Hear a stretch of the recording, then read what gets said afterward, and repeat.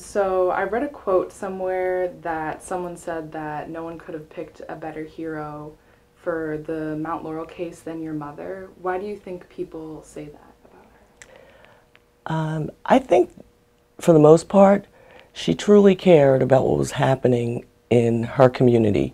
She cared about family that she saw being displaced, but above and beyond the family, just people in the community who were of lower income that thought once I guess the growth that was occurring in Mount Laurel with the onset of the industrial parks and the planned unit developments, that there would be some type of housing opportunity for those who wanted to stay in Mount Laurel but could no longer afford to stay in Mount Laurel.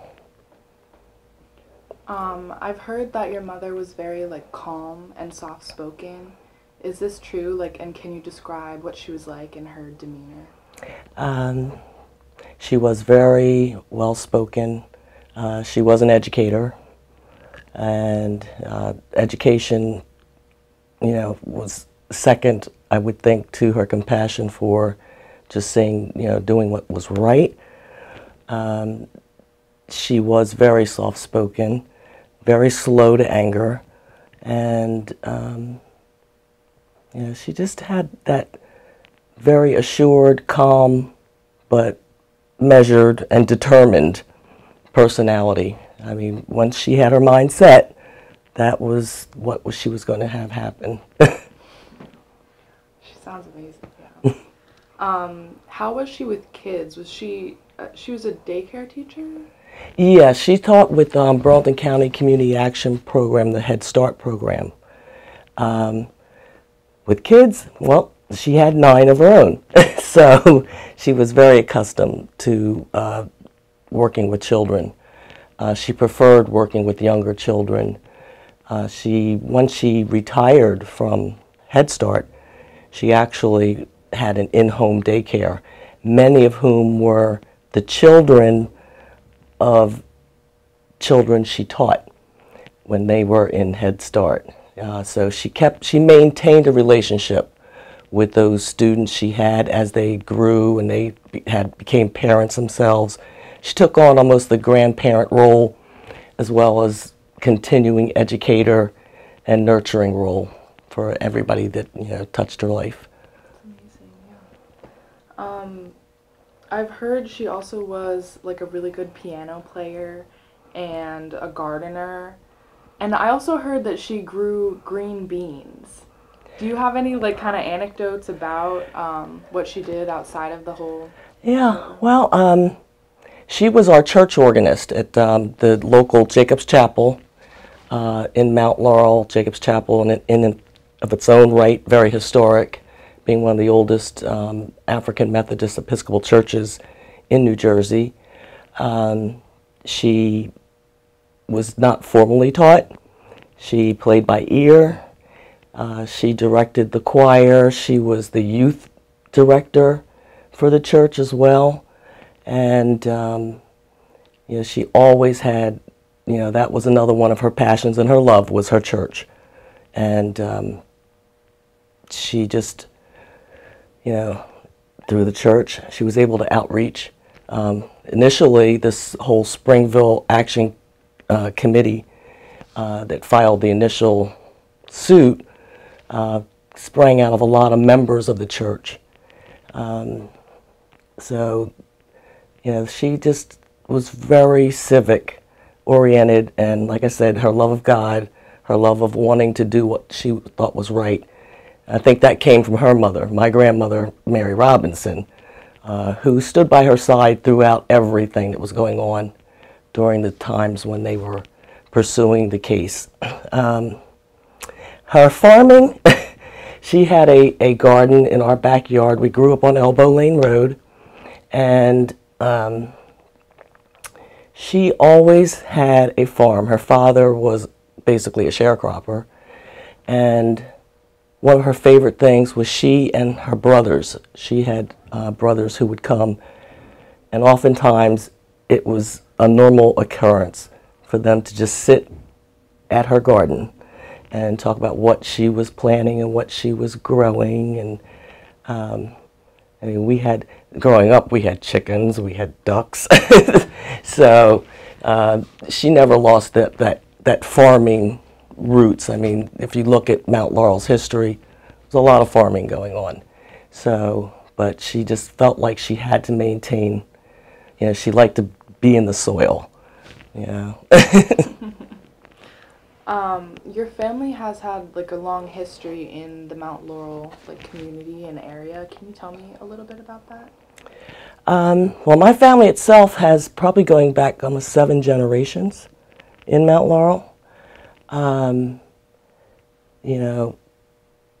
There's, and that's, I think, where it became almost like a family issue with her, that there were, we had family members at the time.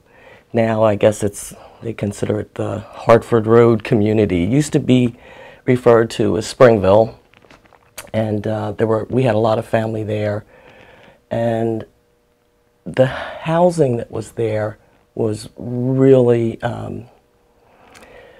substandard. My sister herself, my oldest sister, when she was 17, 18 years old, she had a child, had moved into what once was a converted chicken coop. And I remember my father going and patching the roof and doing all this work, because at the time it was the housing that was accessible in the community. My sister needed to stay close to home where she had family support. And it was hard to see people living in that type of condition. And, the landlord didn't care.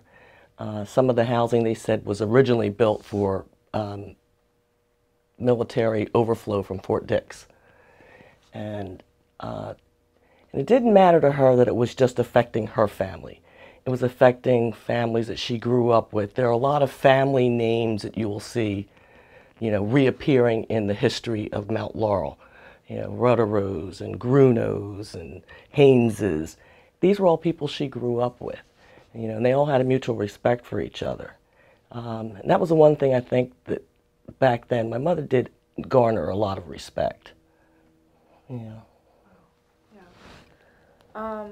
I've read that your mom got into activism because of your grandmother, Mary Robinson. How do you think that she has influenced her? My grandmother was she was a force to be reckoned with. And I think a lot of it really does go back to their roots in the church, their roots in their Christianity. And it's, you see a wrong, you do what you can to right it. I remember my grandmother telling us a story about a movie theater in Mount Holly that was segregated.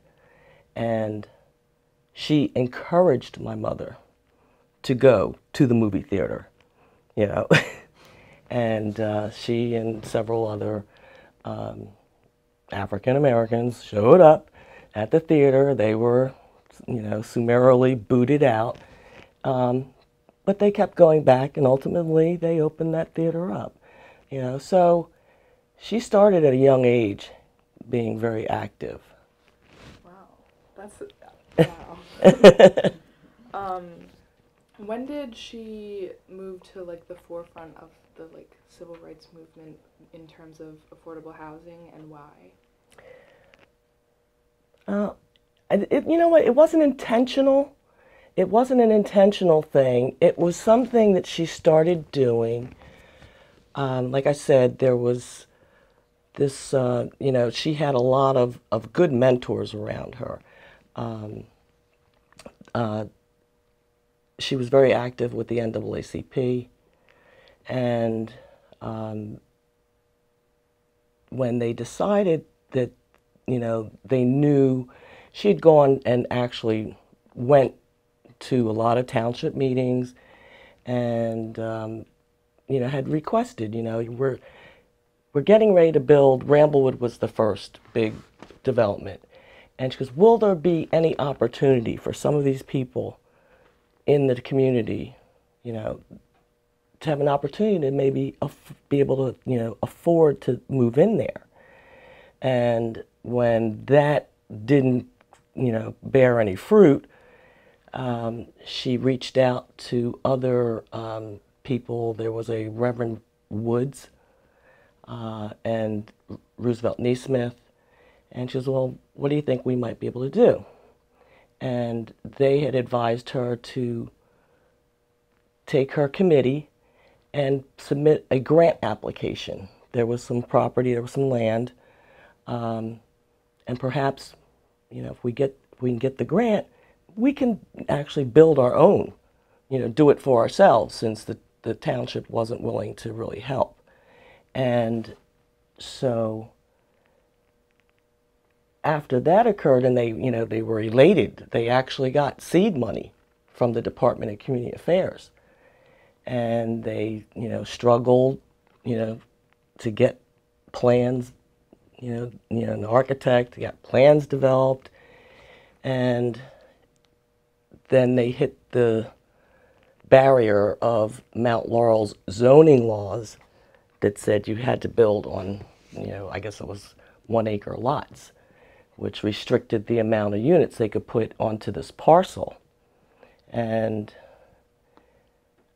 she was frustrated, but after having attended several hearings for site plan approvals, or actually variances, and the reaction she was getting from the township was just, you know, in her mind, just cruel, just really cruel, that, you know, commenting that, we're not trying to stop you, but, you know, you can't, you're gonna cause people's property taxes to go down. There were comments that were as severe as, well, you know, black people defecate, and I'm using politically correct language. Black people seem to defecate more than white people do, and I don't think our sewer system can take it. And having listened to things that absurd just really, you know, kind of threw the gauntlet down for her. And, you know, so, but even after that, she thought, let's try to get to the town. Let's go to the mayor. She went to the mayor, and she invited the mayor himself to come to the church for a big town meeting. And after vetting several questions and answers about why the township couldn't accommodate this, you know, it was 36 units, the mayor simply said, well, you know, if you people can't afford to live here, you'll just have to leave. And I think it was that you people that really stirred her. I mean, I think I was about 9 or 10 at the time, and I've never seen my mother as upset and angry after that meeting. And I mean, I sat there in the church with my mother and my grandmother and the church members and other people from the community when that mayor said that. And I think that was the final straw. And finally they decided we need to get legal representation. You know, this is something that we're not just going to lay down on, we're going to fight it. Wow.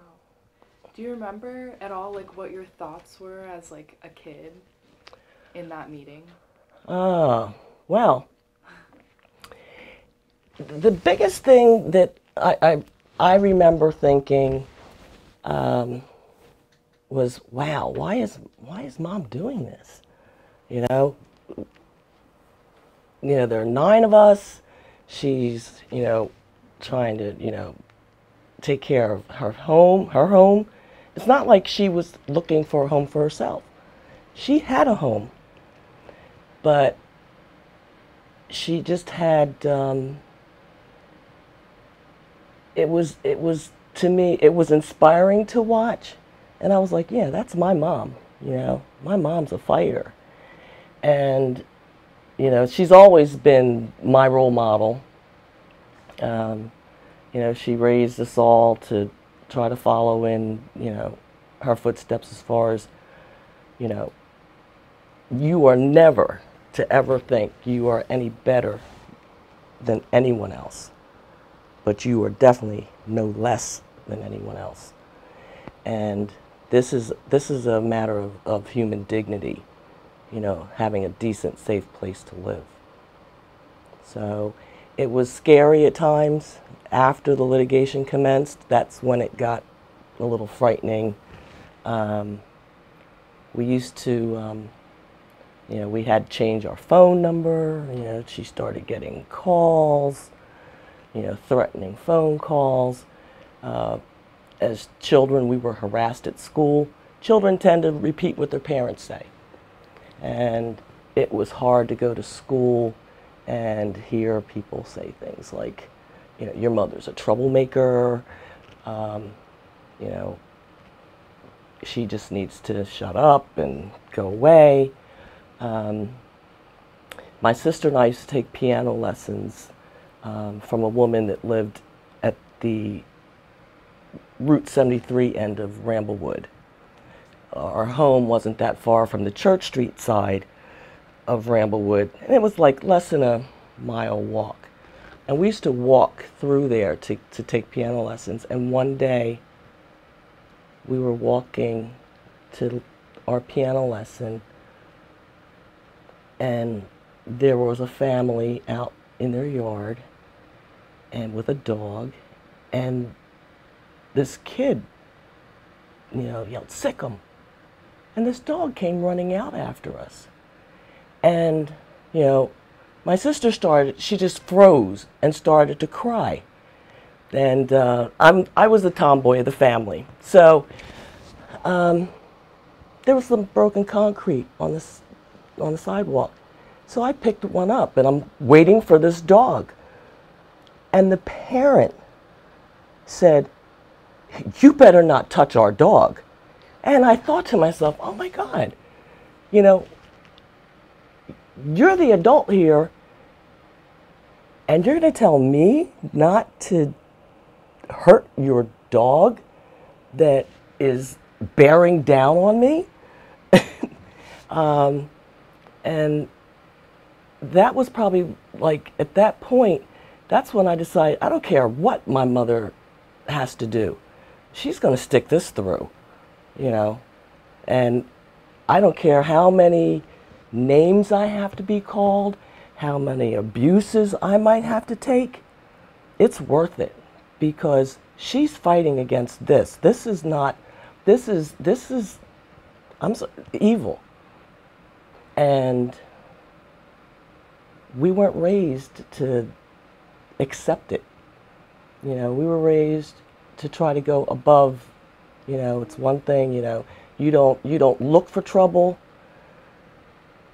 but you also don't run away when in the face of it, when you know right is on your side.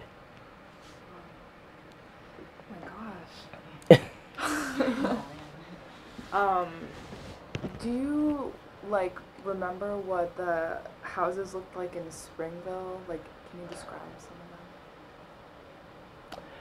them? Some of the homes were just, I mean, they were just homes in disrepair. Basically, not much more than tar paper shacks. Um, they were referred to as bungalows.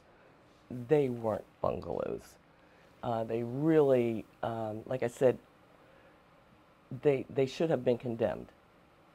And it was hard to look at some of these houses. Some had, especially where my sister was living, they were basically chicken coops that were reconverted and turned into, you know, someone stuck a stove and a refrigerator and you know, put in a bathroom. Some had dirt floors. They were literally dirt floors that maybe had plywood put over top of them. And people just, the landlords didn't care as long as they got their rent. Um, After the litigation started, they were able to pool their rent, and the attorneys were actually holding the monies, trying to get the landlords to fix up places. It was, just, this was like 1960, and you would think that maybe this was something you would see in some really, really rural place back in the 30s. It just, there was no reason, there was no rhyme or reason to it. And one of the challenges was to ask the township, do one of, do one of two things: condemn these homes, or enforce what's right and get them, make these landlords, make them truly habitable. If you would look at what was actually in the zoning, these places really shouldn't have been lived in at all. It was sad. What do you think that your mom's biggest strengths were as an advocate for social justice? Her compassion. I mean, it was one of the things, she was truly compassionate about what she, strived for. I was very proud. One day I was in a courtroom with one of the justices that had, in New Jersey, that had ultimately was ruling on the case, the Mount Laurel case. And he pulled me aside and he said, I just want to tell you, your mother has shown more grit than anyone I've ever encountered. He says, you see a lot of what they call class action lawsuits. Class action lawsuits could be, hundreds of people, their names on a piece of paper. She was a face. She was a face. She sat in that courtroom every day. My grandmother sat with her some days she went alone. And it wasn't as if she was going to add to the arguments. She did assist. She did a lot of historical research with the attorneys, Peter O'Connor and Carl Bisguer and Ken Miser. And I like to say, when I think about what my mother did, she may not have written the laws, she didn't argue the case, but she was truly a drum major. She led that band of ragtag, young, as my father would call them, hippie lawyers. And they became her family too. You know, you know, they were just, she always said, Peter and Carl, they're like, they're like my sons now. And when they would argue and possibly lose the day, she didn't feel it was a loss that she had to, throw her hands up with. She felt like, I have to build them up. And so it became something that she did not just for herself, but at some point I think it dawned on her that this was something that was so much bigger than where they started. And she just had to see it through. I mean, she just truly, truly, not for any fame or there was never any self in it. It was just something that she wanted to do, and she wanted so much just to see, the fruits of all that labor. I mean, she too, to the day that she took her last breath, and all she ever wanted was to see some housing built. I mean, her biggest wish would have been to turn the first key. She always said that to me. I was working for an attorney. I was working as a paralegal in a law office when one day she said to me, "I know you've got a job, but I think Peter could use some help. Would you consider going and working with Peter?"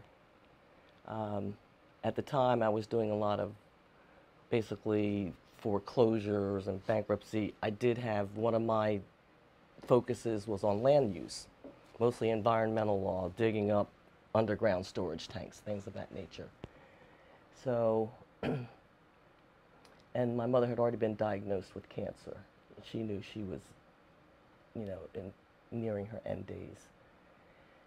What do you say to your mother when she says, you know, change your vocation, change your path?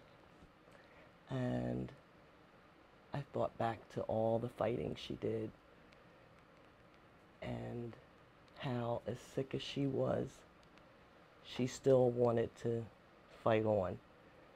And I gave my notice.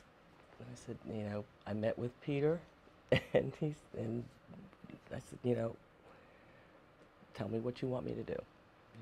I'll use whatever expertise I have. I'll learn from you. I can assist in any way I can. And it worked out, I guess. That's something she imparted in me. The family to this day jokingly says, "You were always the one. You got her name, you look just like her, and you're just suited to what became her cause with housing. It truly did become my cause as well. She is my hero. She is my role model." So when after the lawsuit had finally, the Mount Laurel litigation became the law of the land, the Mount Laurel Doctrine, and the fight was going on to build what is now the Ethel Lawrence Homes.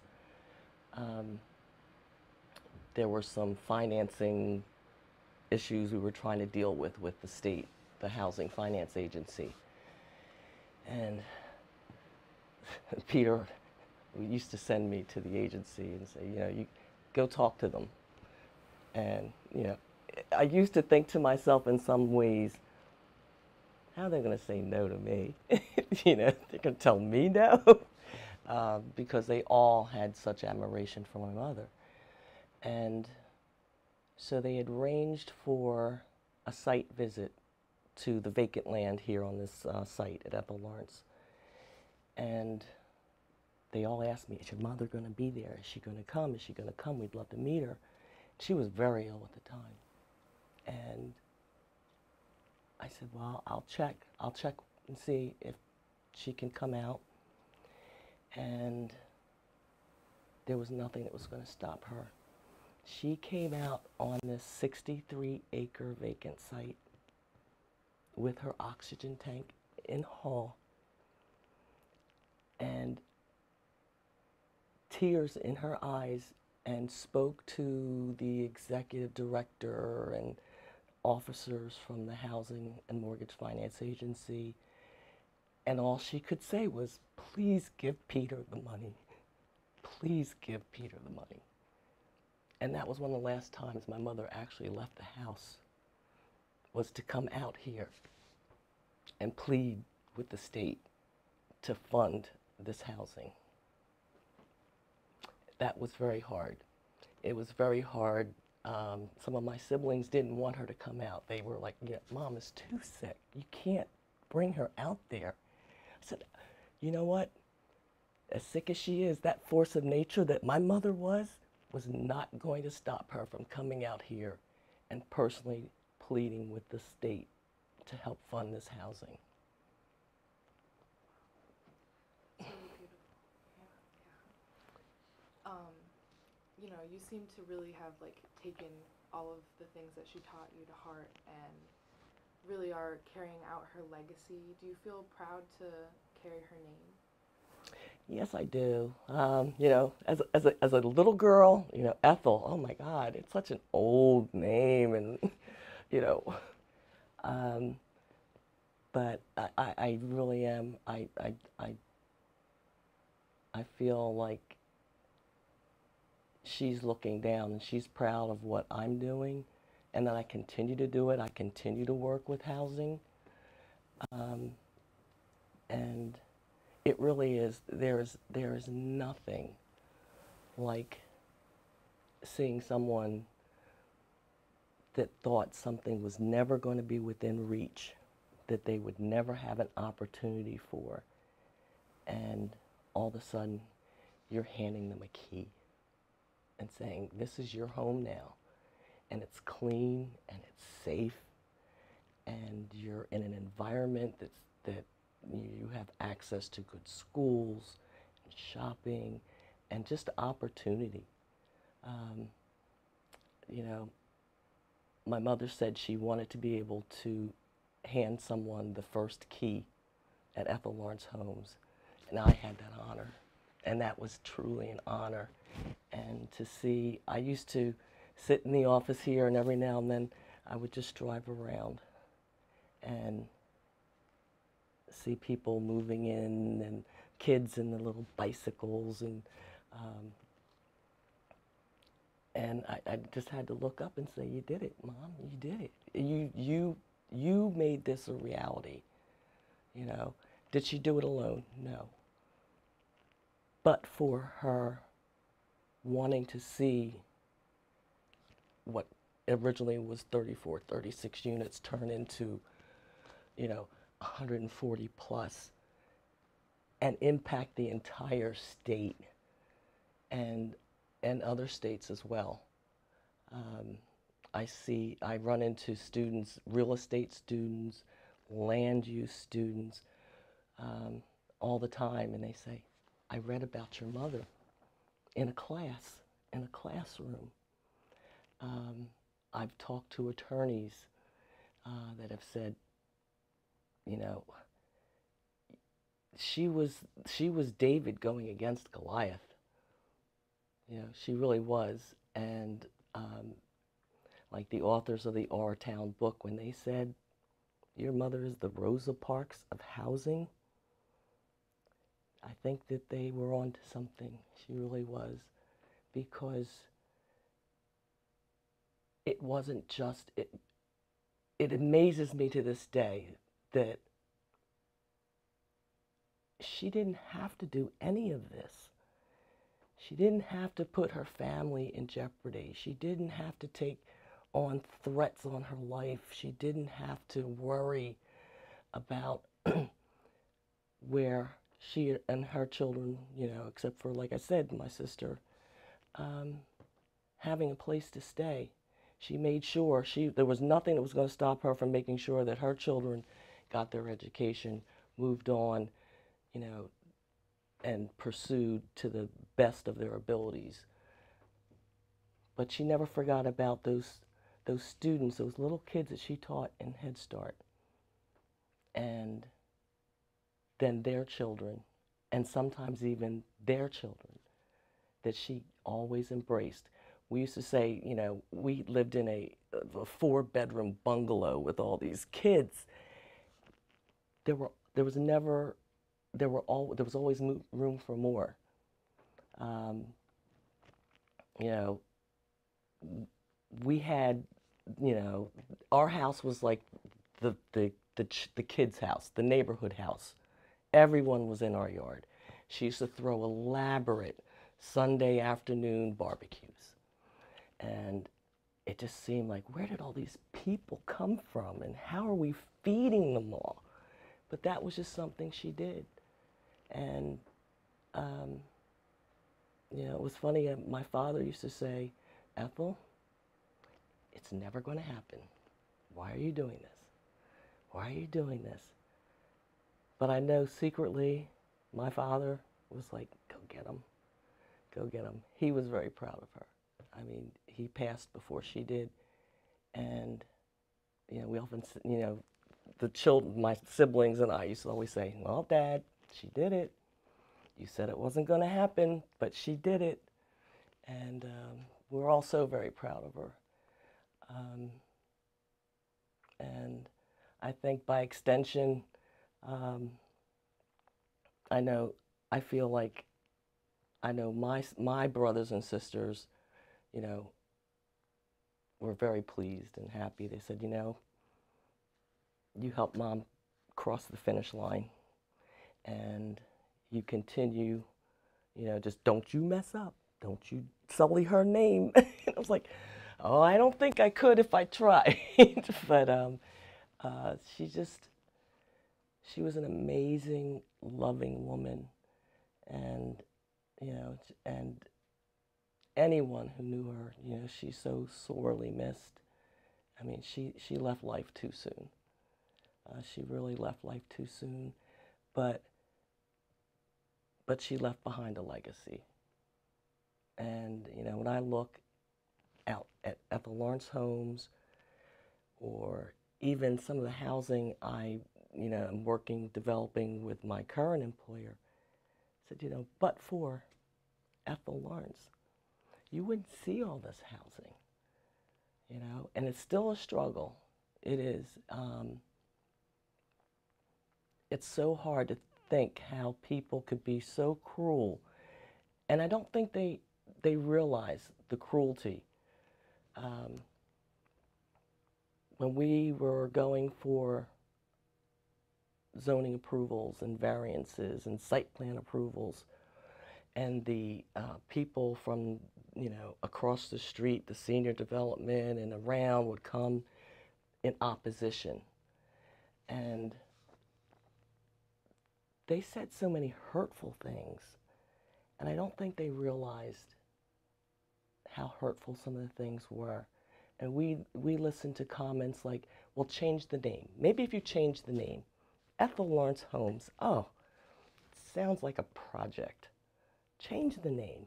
We thought, no, you know what? There's nothing wrong with honoring someone who fought to have this happen. You know, we literally had, you know, I sat in hearings with Peter and the court master, and people would threaten, you know. There was an individual, and I thought, how emboldened are you that you would state your name, your address for the public record at a hearing, and turn to the court master, an officer of the court, and say, you, sir, if I were you, I wouldn't start my car. Those were how extreme the threats were. And, you know, we'd get them at the office. I had calls at my home, and I thought, how did they even get my number? And it's just, it's hard even still today to see it. And I deal with it every day. I deal with it every day. And the thing that keeps me going and keeps me positive about the good that's going to come, the outcome that can be good, is by looking back at what my mother did. And what she endured, what she persevered through, is nothing compared to today, because there are now laws in place because of her that it's still difficult. People still don't want it. But, you know, she gave those who continue to champion for affordable housing in the state, and in not just New Jersey, but all over. She gave them, you know, she gave us all a silver bullet. She gave us some ammunition. And anyone who is, in my opinion, working in the affordable housing field owes a debt of gratitude to Ethel Lawrence. Can you tell me a little bit more about like the threats that your family received? I read somewhere that there was a gunshot through your mom's bedroom. Is that true? Yes. um, yeah, like I was saying, you know, people would call and threaten, you know, we're going to blow your house up, you know, you better, you know, not show up at this hearing. And one night I can remember hearing a loud noise, and I was on the second floor. My parents' bedroom was on the first floor, and my father jumping up and scrambling, and someone had shot, and I'm not sure if it was a bullet or pellet, whatever it was, through the window of my mother's bedroom. And yeah, it didn't seem like it wasn't even as if when they would report, she would report these things. It didn't seem like the police really took it seriously. It's like it's crank calls, it's this, it's that.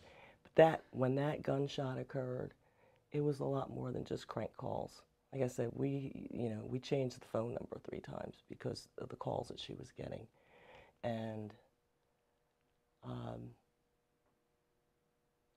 I never really saw her cry or show fear because it wasn't part of her to show that in front of her children because she didn't want us to fear. But I know she did. I know she did.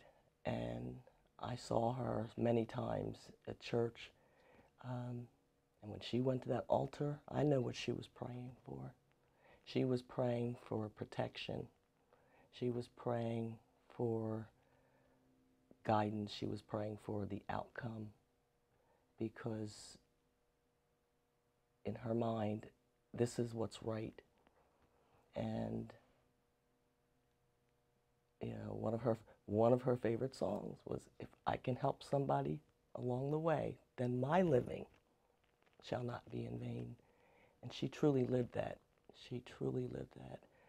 And I think it was also hard for her to know that her children were getting, I'd never been called a nigger till I was 11, 12 years old. I had, and excuse my language, but I had kids come to me at school and say, "Your mother's a troublemaking bitch." And I would go home and I'd be so upset and I'd tell her and she'd say, "Don't fight with these kids. They're repeating something. That's not that children don't speak that way. That's something that they're repeating from an adult."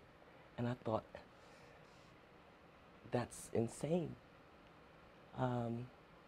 I had at one of the hearings, a woman that was my Brownie troop leader. I was in the Brownies and the Girl Scouts, that walked up to me after one of the hearings and she said, "Ethel, I used to be so proud of you. I thought that you would be better than this, to fight for something like this." And it just boggled as a grown-up now. I'm thinking, this was the woman who taught me, Girl Scouts, like Boy Scouts, you're supposed to be honest and you're supposed to be helpful and, you're brought up with a certain morality. And then to be told by someone who was a leader that what I was doing by fighting my mother's battle was disappointing to her. And that just, I think that was the first time that I cried, because this was someone I looked up to. I'd known this woman since I was a child. And here I am now, close to 30 years old, being told that I was a disappointment because I was continuing my mother's fight. Were the threats and insults worse when your mother was fighting for all this, or when the houses were actually being built?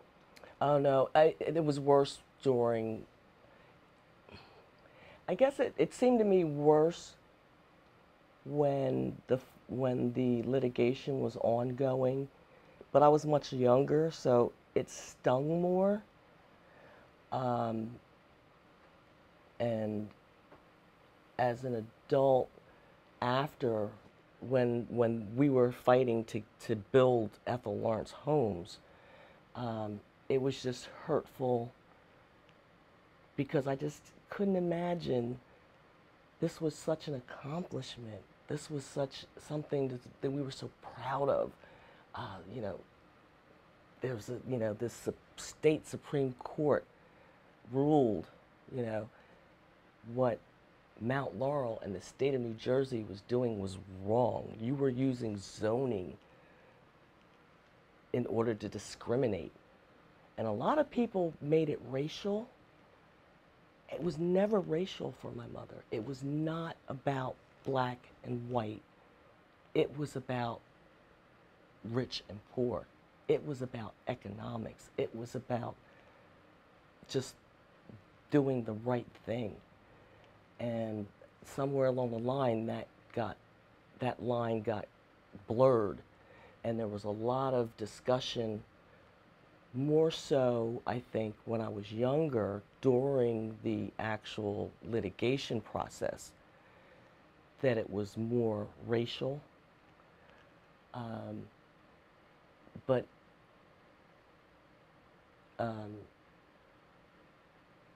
I think that once it was spelled out that this was really about economics, it didn't get much better because the argument just changed. It was like, okay, it's not that I don't want to have black people living near me. It's, well, you know, you're going to drive down my property taxes. You're going to, you know, there's going to be crime. And it's like, you know what, just because someone's poor doesn't make them, like I said, back to what my mother always told us, you know, we might not be rich. We don't have everything. But don't ever let anyone tell you you're less of a person because you don't have as much in your pocket as they do. You are just as valuable. You are just as worthy. And I think that was one of the things that came across, that she was able to bring across when she did speak to the issue about the housing. It was not just about brick and mortar. It was about dignity. Do you remember feeling like scared from the threats? I was afraid for my mother. It was a hard thing to know that there was so much hatred, really. You know, and I have two younger sisters, and I can remember my youngest sister one day crying and saying, "Someone's going to kill mommy." And, you know, we're like, "No, mommy's going to be okay. Mommy's going to be okay." That's a hard thing for a child to go through. I mean, to think there are people out there who aren't just name calling. It's not just the, you know, sticks and stones. These were threats that you can't ignore. And, you know, to think that there's somebody succeed, you know, is something that, you know, this makes you very protective. You know, you get very protective of everything. And you know, I have 4 brothers, and my brothers used to, they used to never, you know, we didn't have a washing machine at our house. And my mother would cart, you know, and you can imagine how many loads of clothing for 9 kids. And they would never go with her. When this started, my brothers, I noticed, they just, you know, they were there. I said, they were her bodyguards. You know, it was really frightening to think that there were people out there that really could, you know, turn your world upside down. You know, my parents were everything to us. And it was hard, you know, to see, especially my the 2 younger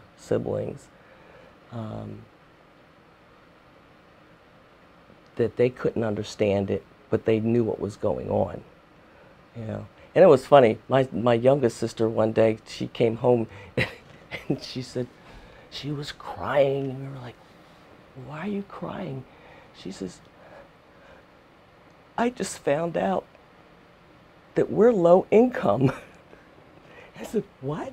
She says, "I always thought we were middle class." She says, "But someone at school today told me you're low income." And I thought, I mean, this is something for, you know, like a 7-year-old to be upset about.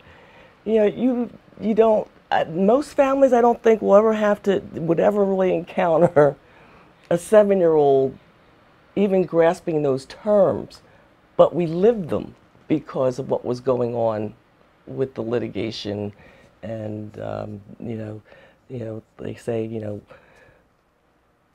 little pitchers, our ears, we were always, listening, and whenever there was a meeting, Reverend Woods would come over, Peter would come over, Mr. Neesmith would come over.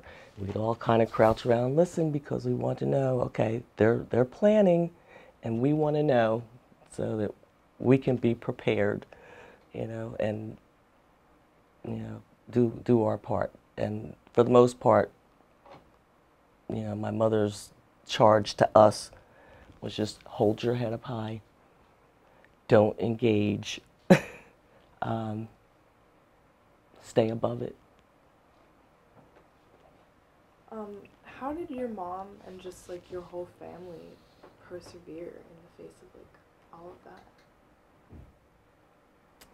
Well, I know if my mother it was church and family. She was she kept us involved in other things, and I think she tried to distract in a lot of ways. My 4 sisters and I all sing, and even throughout all this, she would be, okay, it's Wednesday night, we're going to Bible study. Oh, it's Thursday night, we're going to back home hour. Or I used to think, is there anything besides school and church? There's got to be something else besides school and church. But, of course there were sports. But I think that once we all realized that there was a bigger cause, and of course we also had, the anticipation that, okay, my sister is going to get a better place to live in, she'll be safe, my nephews will be safe, and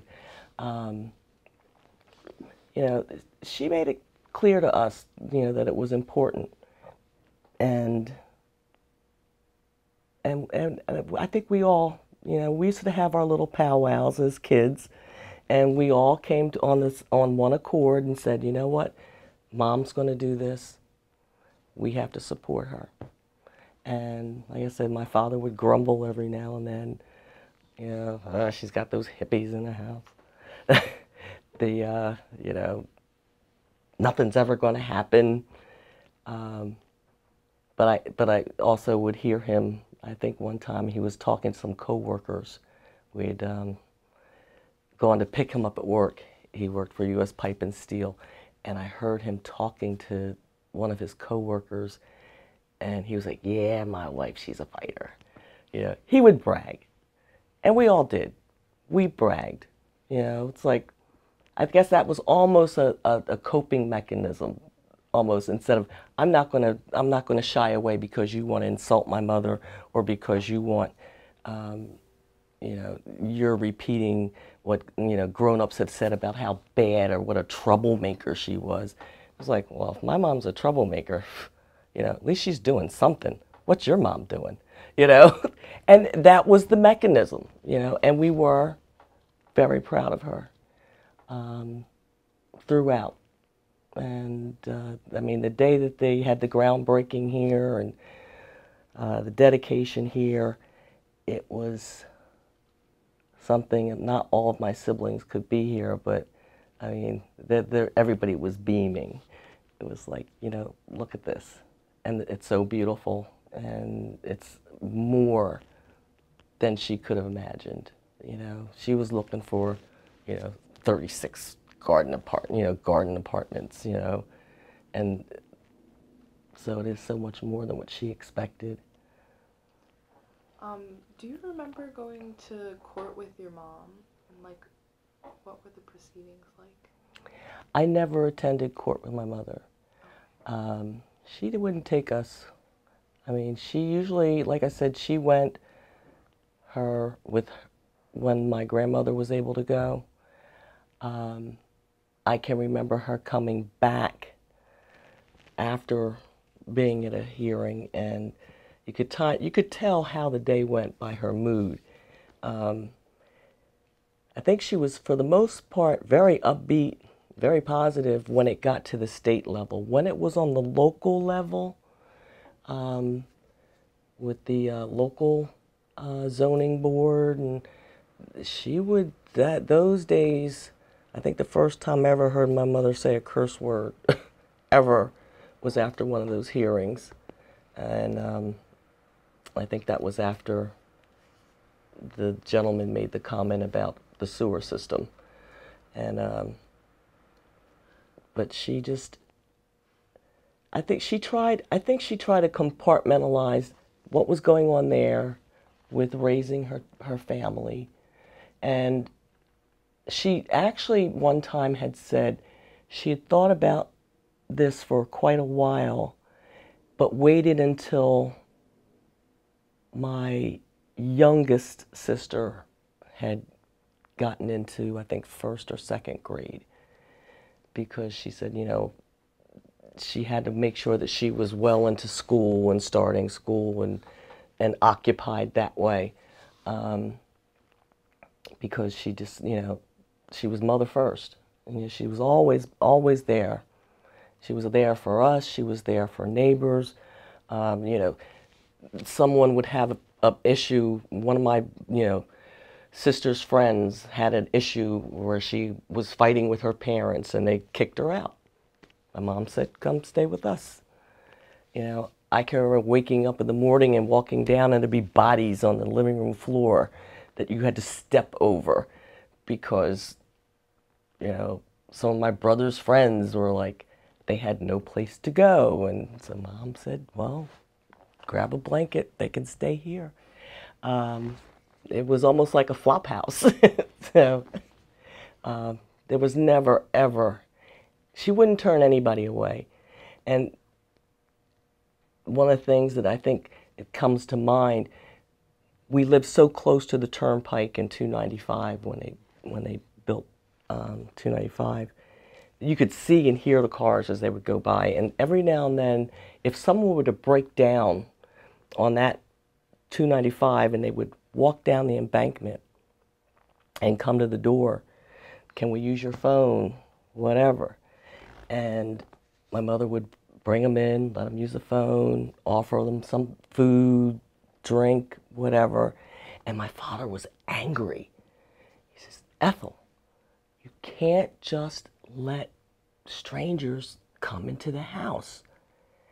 And she would tell us the parable about how Jesus, in 3 different forms, came to a door, came to someone's door as a beggar and was turned away, came to someone's door, you know, you know, and asking for help and was turned away, came to someone's door and just said, oh, I'm just weary and tired, can you let me rest for a while, and was turned away.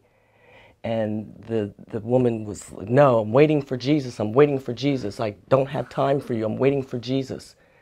And then Jesus showed up and she says, oh, come on in, welcome. He says, no, I don't think so, because 3 times I came to you and you turned me away. She would tell that to us all the time. That was something that was just in her. She would never turn anyone away. She truly lived it. That's amazing. Um, you know, after all the like years that it took in the courtroom and like obviously just a lot of like struggles in just so many different ways, do you think she was ever tempted to give up? No. I think that She was called. I think she was called. I think, people say, be it, whatever your belief, be it your conscience, be it, your religious belief.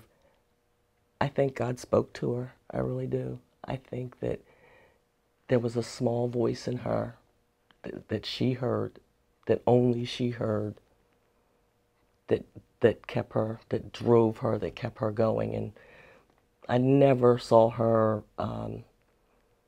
weary or grow faint. Never. Do you ever wish that, like as a kid, did you ever wish that you could just have like a normal life without any of these things in it? Oh, as a kid, yeah, for sure. I used to think, why can't we just be like everybody else? Nobody else cares. No one else is going through this. Why do we have to put up with it? And would ask my mom that. It's like, what about us? Because it's not just affecting you. It is affecting us. We're getting taunted at school. We're, fearing for you, and ourselves. But I think each and every one of us in our own ways came around to the fact that, you know what? Mom's never steered us wrong.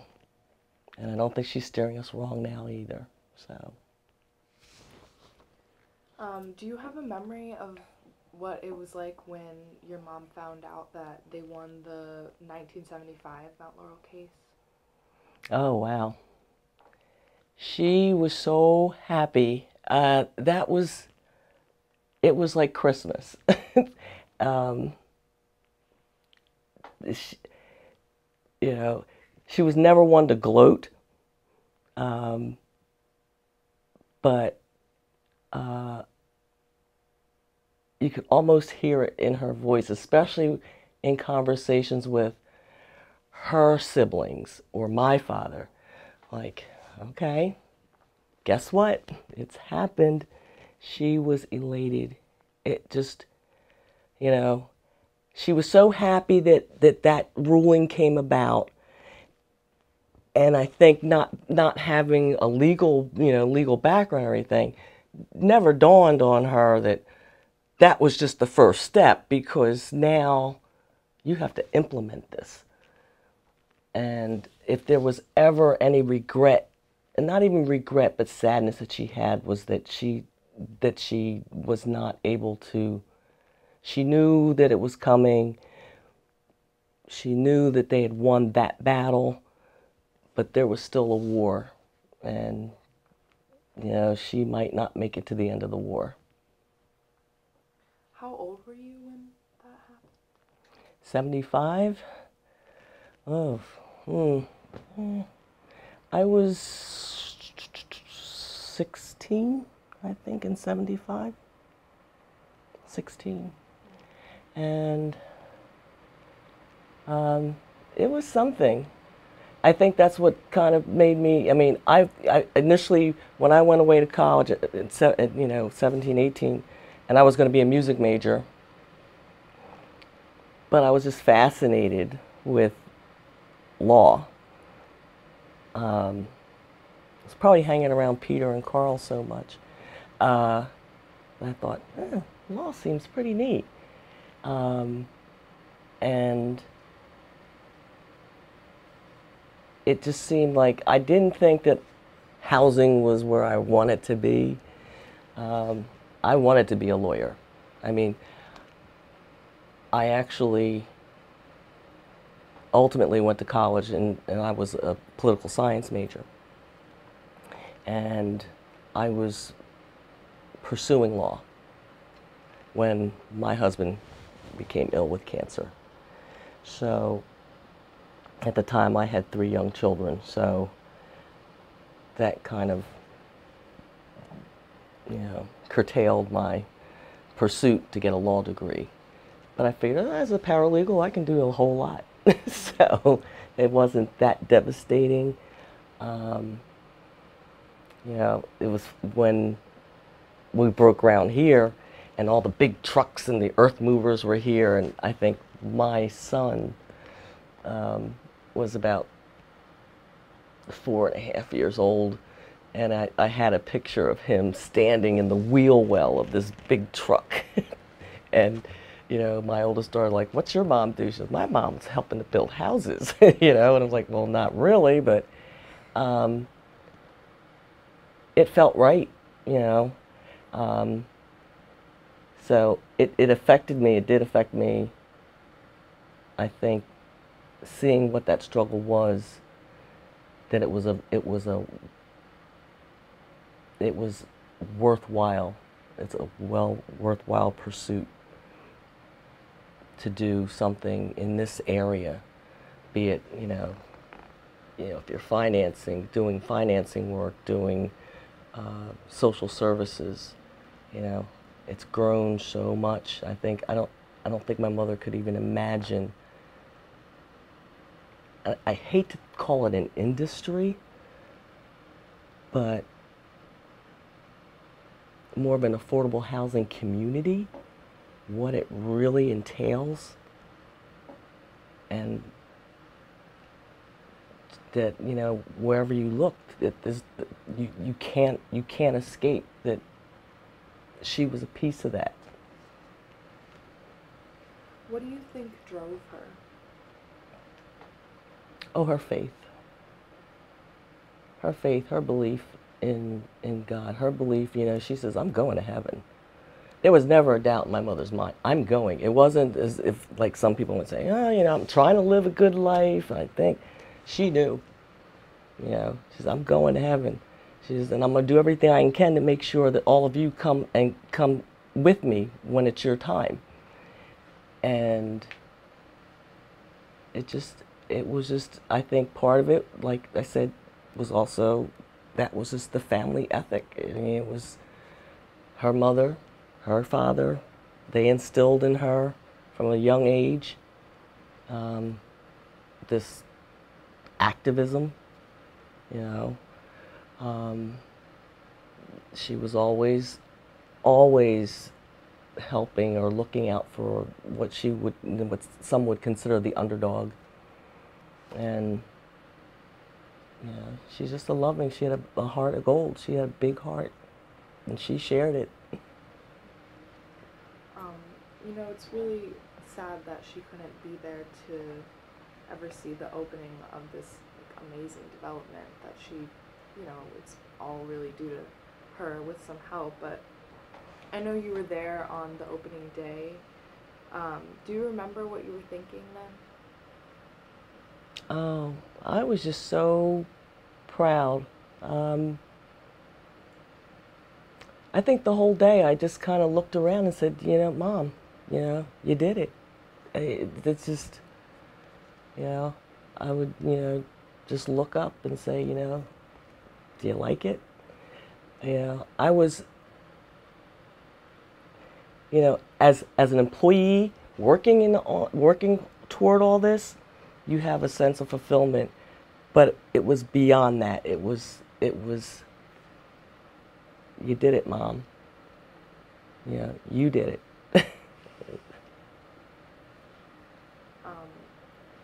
What would you say is your mom's biggest legacy?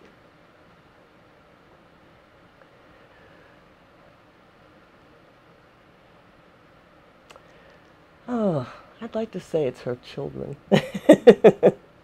But I think her biggest legacy is that showing the world one person can make a difference. Don't ever think that you weren't put here. You know, we have all been commissioned for something. I think, and I believe that as well. We're all commissioned for something. Don't ever think that you can't make a difference, even beyond the housing doctrine, the housing, the litigation, the housing that was built, you can look out and see that's one person, and look what that one person did. It's kind of like that, you know, little ant in the rubber tree plant. Just like, you know, you know, everyone's got, you know, everyone's going to face a Goliath, but everyone's got a lot of David in them. If she were alive today, what do you think she would be fighting for?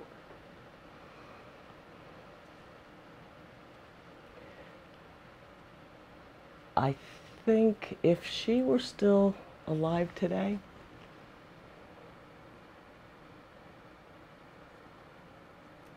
I think she would continue to be a voice for the need for affordable, decent, safe housing to exist. But she'd probably also have a mighty big voice with respect to education and the fact that, it is so not affordable to all. That was probably her next passion.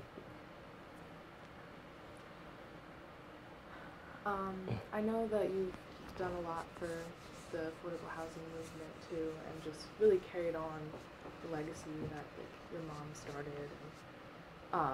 But there's still obviously a lot of work to be done, especially in this field. What hope do you see in the future of this movement?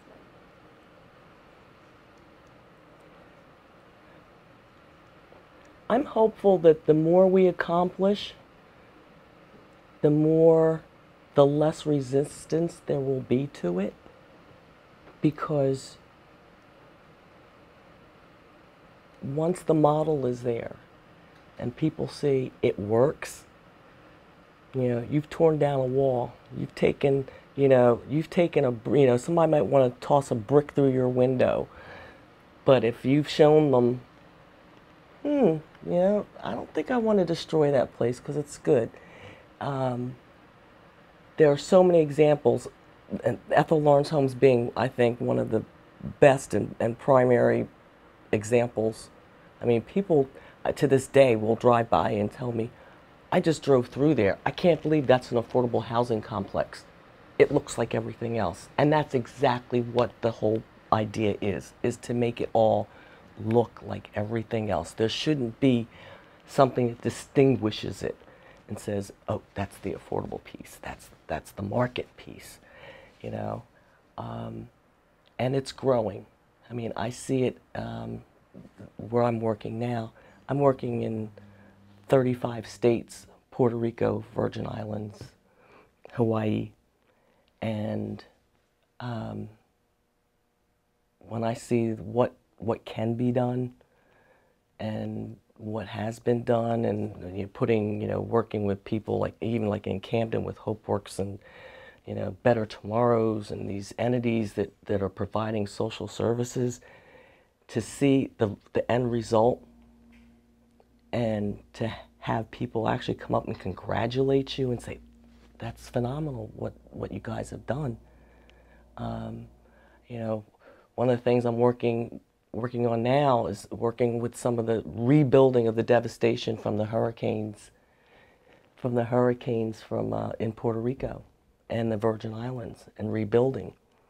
That's such a feeling. I can't, I had to, and again, I thank my mother. I said, you know what? I wouldn't have this experience but for you, because you knew what you were doing. You pushed me there, but I do feel like the more we do and the more that's accomplished, and there's always going to be those who, are there to make money, and just to make money, and that's sad. There's got to be more to it than that. You've got to have a heart for it. You've got to have a knowledge and a compassion that says, we're providing. You know, if I help you, you know, then, you know, it's kind of like paying it forward. The next person can pay it forward, and I see that happening, and that's such a feeling. You know, there's nothing like it. There's nothing like seeing seniors, you know, learning to use computers, or kids that are involved in baking classes and things, and it's just, it's there. You are not just providing four walls and a roof. When you say affordable housing, what you're really saying is you're lifting the life of those who dwell therein. So it is. Thank you.